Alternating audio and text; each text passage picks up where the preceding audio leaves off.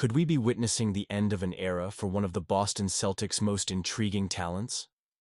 As whispers grow louder around the potential departure of a key player, one who dazzles us when healthy, but has been plagued by injuries, Celtics Nation is left wondering what this means for the future of our beloved team.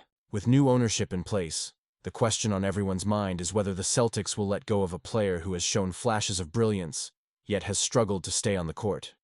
If you want to know what this could mean for Boston's championship aspirations, make sure to hit that subscribe button and show some love with a like.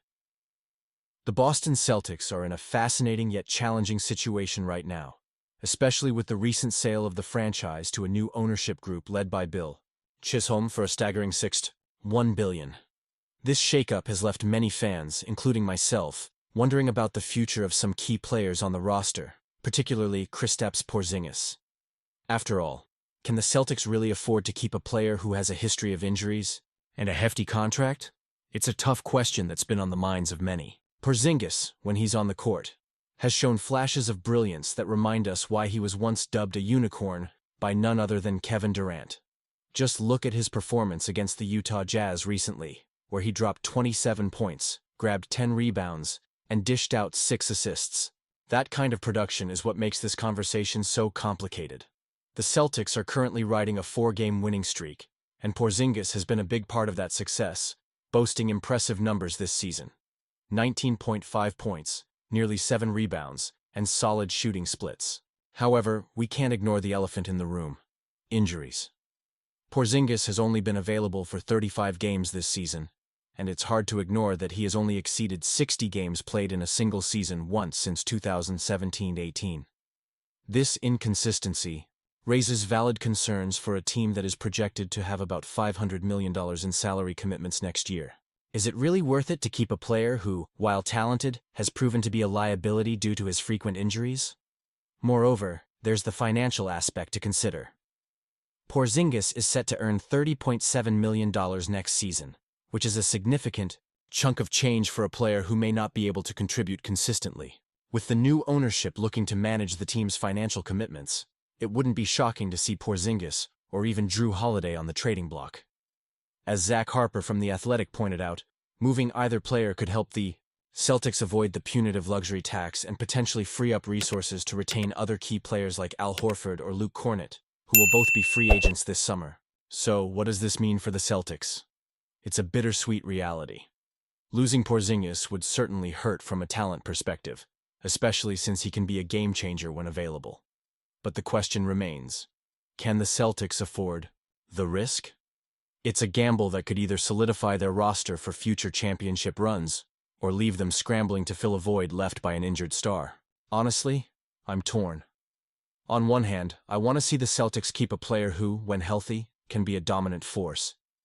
On the other hand, the business side of basketball is harsh, and sometimes difficult decisions must be made for the greater good of the franchise. It feels like we're at a crossroads, and the choices made in the coming weeks will have a significant impact on the team's future and our hopes as fans. And you, what do you think? Should the Celtics make a move and potentially part ways with Porzingis, or do you believe in holding on to him for the long term? I want to hear your opinions down below. Let's get a conversation going about what direction you think the team should take. On Sunday, March 23rd, Peyton Pritchard took to the court for his first start of the season. And let me tell you, as a die-hard Boston Celtics fan, it was a roller coaster of emotions. He faced off against the Portland Trail Blazers, and, while the Celtics secured the win, Pritchard's night didn't unfold as he'd hoped. Right out of the gate, he found himself in foul trouble, racking up 3 fouls in just 3 minutes. That's gotta be tough, especially for a guy who's grown up dreaming of playing in front of his hometown crowd. After the game, Pritchard candidly admitted, "Maybe I'll just stick to coming off the bench. That's much more fitting for me right now." Honestly, I can't blame him. Sometimes, embracing a bench role can be more beneficial, allowing him to come in fresh and make an immediate impact without the burden of starting pressure. And let's not forget, he's been absolutely stellar off the bench this season, already making a name for himself as the favorite for the 2025 NBA Sixth Man of the Year. Pritchard has been on fire, setting the record for the most 3-point shots made off the bench in a single season. His ability to light a spark for the Celtics offense is undeniable. Do you think it was the best decision for him to accept a bench role? Honestly, I'm torn. Because while I'd love to see him start and shine, I can't argue with the results. He's been producing while coming off the bench. And let's not overlook the emotional aspect of playing back home. Pritchard mentioned how much it meant to him to perform in front of family and friends, reflecting on his high school success in Oregon. He's got history there, and it's clear he carries that pride onto the court. His stats against the Trail. Blazers speak volumes, averaging 16.3 points, 4.5 rebounds, and 3.8 assists in his career against them. That's impressive, especially when you consider he's shooting 50% from deep. Now, let's pivot to another player, Sam Hauser, who had an impressive outing, knocking down 8 threes against the Blazers. Hauser is one of the best perimeter shooters in the league, and his ability to stretch the floor is crucial for the Celtics' offense. However, there are whispers about his future with the team. ESPN's Bobby Marks pointed out that Hauser could emerge as a trade candidate this summer due to the financial implications of his contract. With the Celtics looking at a hefty luxury tax bill next season, tough decisions are looming. As a fan, it raises some serious questions. Are we willing to let go of an elite sharpshooter like Hauser to alleviate financial pressure?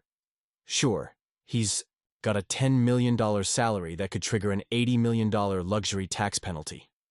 That's a staggering number to consider. It's disheartening to think about losing a player who can deliver from beyond the arc, especially when we need every edge we can get in the playoffs. But here's where it gets complicated. Keeping Hauser could hinder the Celtics' flexibility to make other moves, possibly impacting our chances for a championship run. And you know how passionate we are about that banner number 18. The balance between financial health and winning now is a tightrope walk that the front office has to navigate carefully. So, what do we do? Do we stick with Hauser and absorb the financial hit, or do we trade him and potentially weaken our shooting depth? This is the kind of debate that keeps me up at night as a Celtics fan. I want to hear your thoughts.